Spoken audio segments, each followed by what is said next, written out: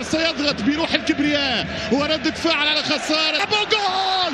الهدف الأول في رأيي كرة دخلت وكرة تحسب وكرة هدف. لويس إنريكي البيستولير ولع المباراة هنا في استاد الكامب نو. سلم باري 4 درجات باريس سان جيرمان في دور الثمانية.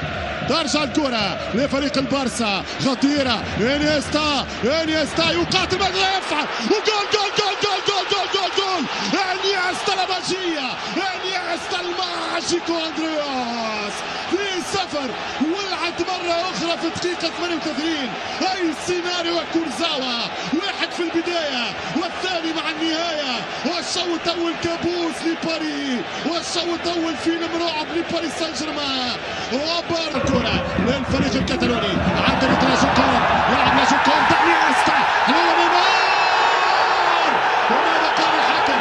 ماذا قال؟ نقاش كبير. الزفر الألماني هبلنا، الألماني جننا، الألماني اشقرنا. هنا مناوشات وضربة جزاء بنالتي. يكون ضربة جزاء لفريق برشلونة. يعتبرها كتطليعة الراس بتاع مونيه مقصودة وإعاقة لنيمار.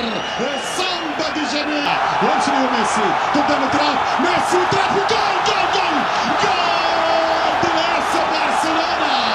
والترسيرو انريكي والتروازيام يا امري.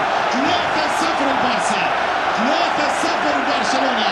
كبيرة اليوم نيمار يمشي نيمار وفي خطأ للبرازيلي، في فاول للبرازيلي. كرة لمصلحة ميسي في هذا الموسم. يمشي نيمار حتى يا ولد يا ولد يا ولد يا ولد يا سامبا يا الكاريوكا دي جانيرو. ما هذا من أين لك هذا؟ من أين تعلمت هذا؟ وكيف كتالوني يمشي ميسي